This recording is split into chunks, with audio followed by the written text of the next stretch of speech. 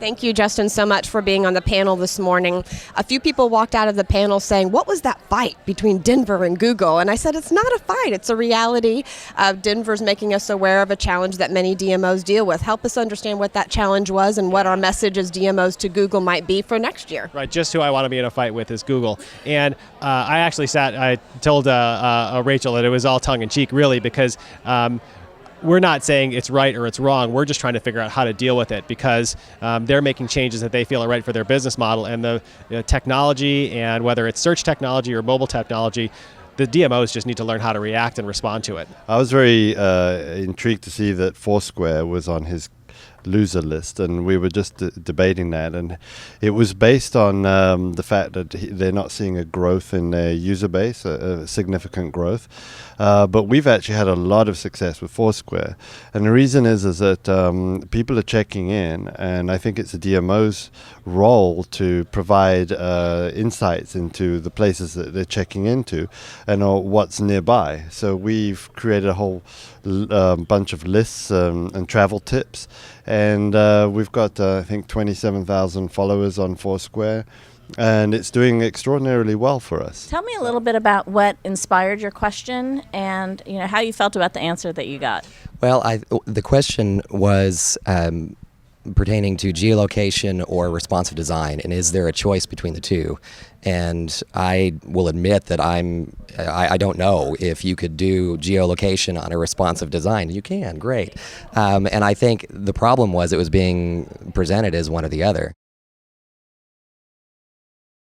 It said something like some 20% of people only use Facebook when they or only use mobile when they use Facebook. People are on it constantly all the time. So it's more and more important now for us to really attack that platform. We had yesterday the workshop with Twitter, pre-conference workshop, and one of the things that was for me eye-opening to hear it from Twitter's mouth, because I knew it before but never put it together, is how Twitter, for example, is offering advertisers at the moment the way to run promoted tweets by looking at people who, for example, tweet about watching Glee, and then so you have their attention, and because they're tweeting while the show is on, and then serving them a promoted tweet to an audience that is watching Glee. So they're sitting on a sofa, they have their phone in front of them, they're tweeting about what they watching Glee, and then boom, you serve them an ad. I was surprised mostly around the sort of fear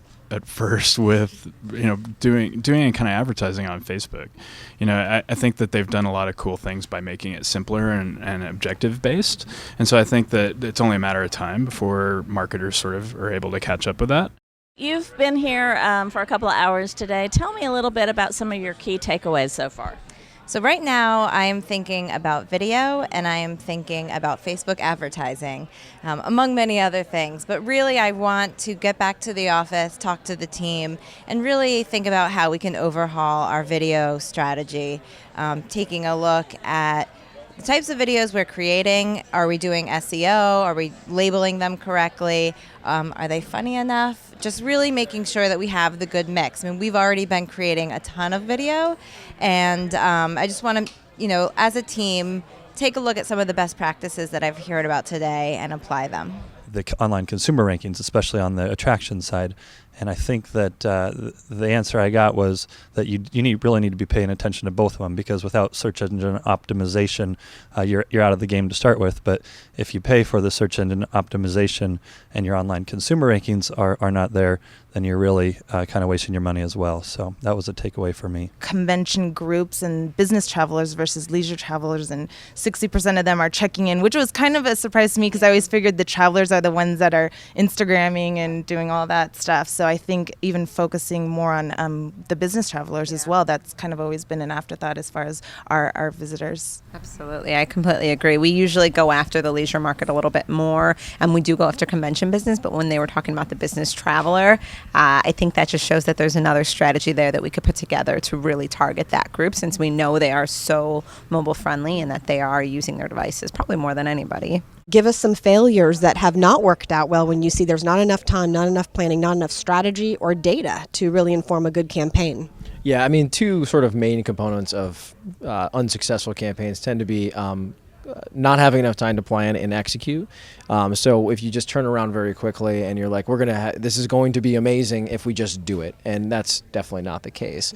And the second part probably is around not understanding your audience. And getting to know who your customer is, why they're participating on a channel like Instagram or whatever it is, and then being able to align that campaign with their current behavior and why they would feel it's a natural conversation you're building versus this awkward one. Weaknesses that people might have when they start their LinkedIn profile. What's the number one mistake you see people make with their LinkedIn? Folks are, transparency is important. So folks are either shy or they don't see the relevance of including a profile picture, elaborating in the summary section of who they are and what they aspire to, or even including specifically what they do in their roles at the companies they've been at. That's going to be very important. Obviously, if we can get them to download the app, great. But we are very much kind of in startup mode, even though we are, a part of Google. We're trying to grow it organically. So just kind of trying to figure out who this app resonates with, kind of getting into those communities, obviously in the travel space. This specifically, it makes a lot of sense, although, I mentioned it's not a travel app, but as an exploration app, it's a great way to kind of discover your world, and so we're getting the name out there. Well, I asked about the value of Google Plus as a social media platform. One thing about social media is whatever you know today is no longer valid tomorrow, so we're always evaluating what platforms do we put our energy into, and Google Plus is a mystery. It was great to hear from the authority that no one really knows the value of Google Plus, so at least we know that we're doing something of value. We don't know exactly what the return is, but we know we have to be there. You told us that you also did a big scrubbing of your data. Can you tell us how many people were on your list before the scrub and how many afterwards? Yeah, so we really scrubbed a lot. And one of the things when I came into the Newport Beach or to visit Newport Beach, one of the things I noticed was there was a lot of these emails that they didn't even know existed that was in their database. So, the first question I had was, well, why aren't we marketing to these people? So what we did is we went through and kind of what was talked about earlier and kind of saw, okay, over the last 6 months, who's actually, interacted with one of our emails. And then we kind of started scrubbing people. And so we went down from a list of over 40,000 people to under 20,000. And sometimes you have to take a hit in order to set the foundation to do things right. Obviously the research that we're showing is for, watching newscasts, watching TV, and so we took advantage of that.